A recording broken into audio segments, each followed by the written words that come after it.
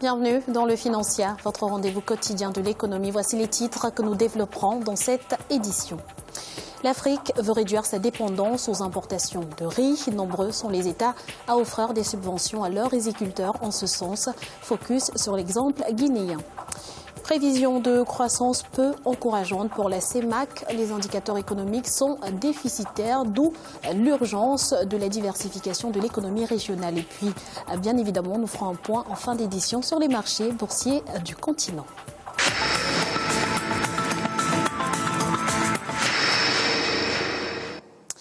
En Guinée, la production agricole est destinée à 95% à la satisfaction des besoins alimentaires. Le riz étant l'aliment de base, les agriculteurs veulent atteindre l'autosuffisance dans ce domaine. Le projet Riziculture fait d'ailleurs partie d'un des volets du programme national d'investissement agricole et de sécurité alimentaire. Aimé Fakofi.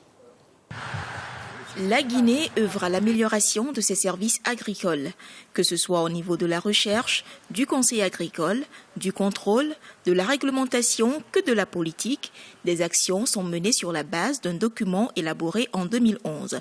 Il s'agit du PNIASA, Plan national d'investissement et de sécurité alimentaire, qui s'inscrit dans un programme régional. Ce plan comprend 4 principaux piliers et le premier concerne la riziculture. Nous avons l'ambition de positionner la Guinée comme étant non seulement productrice, mais également exportatrice de riz dans les années à venir. Parce que nous en avons le potentiel en termes de terres agricoles, d'eau, donc capacité d'irrigation, que ce soit les plaines de Haute-Guinée, que ce soit les plaines du littoral, ou même les petits bas-fonds de la Guinée forestière, qui sont extrêmement productifs et qui pourraient assez rapidement, si on avait une maîtrise d'eau, doubler notre capacité de production. Le second pilier du PNIASA est relatif à l'horticulture où ces 2 dernières années, la production a été essentiellement de subsistance. La Guinée s'intéresse également à l'arboriculture. Les expériences acquises dans ce domaine permettent aujourd'hui d'améliorer les rendements. Il faut penser à relancer des nouvelles plantations, étendre les anciennes, peut-être même en supprimer certaines qui sont totalement infectées. Et pour cela, nous avons le centre de recherche, l'IRAG, qui a déjà produit des plans de qualité, des nouveaux plans. L'autre approche, c'est de traiter les vergers qui ne sont pas trop infectés et d'apporter un soutien à la production et à la commercialisation. La Guinée n'est pas importatrice de légumes, mais importe du riz asiatique et bien d'autres produits alimentaires. Au-delà d'assurer la consommation nationale, l'autre défi aujourd'hui pour le pays en matière agricole est de produire suffisamment pour l'exportation. Le Cameroun veut doubler sa production de cacao à l'horizon 2020. Le pays compte en effet passer des 240 000 tonnes produites cette année à 600 000 tonnes d'ici 5 ans. Et la proportion du cacao transformé localement passera ainsi de 12 à 40% à cette échéance. Une ambition que le pays entend concrétiser grâce au plan de relance des filières café-cacao lancé en octobre dernier et dont le coût est évalué à 600 milliards de francs CFA. Mauvaise prévision de croissance pour la CEMAC, l'insécurité due à Boko Haram et la crise centrafricaine combinée à la chute des cours des matières premières plombe les économies de la communauté économique et monétaire de l'Afrique centrale. Les dernières prévisions de croissance de 2015 établies à 4,2% confirment une tendance à la baisse persistante. Aimé Fakofi. La Banque des États d'Afrique centrale a revu à la baisse ses prévisions de croissance.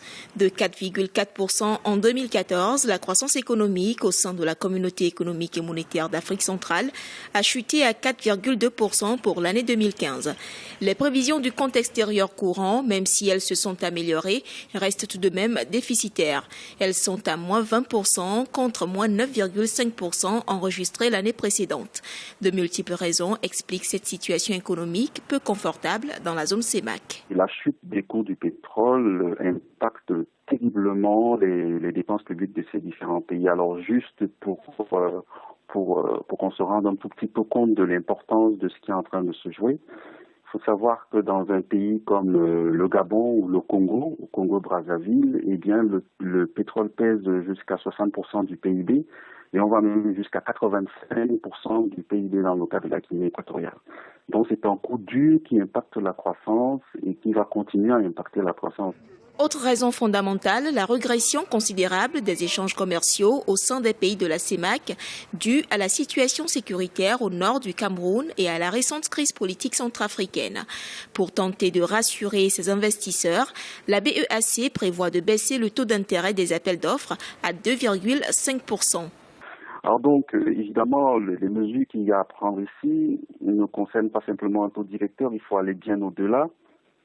Et on ne répétera jamais assez que les économies de la région doivent se diversifier. Il faut également accroître la simplification administrative dans les dispositifs de création des richesses. On a besoin d'un climat des affaires beaucoup plus serein. On a besoin de la facilité à faire des affaires. Pour 2015, l'inflation est également revue à la baisse de 2,8%, une baisse relative au ralentissement de la demande intérieure selon la BEAC. Fitch Ratings relève la note de la Tunisie de négative à stable, une amélioration due à l'aboutissement du processus de transition dans le pays après la réussite des élections législatives et présidentielles.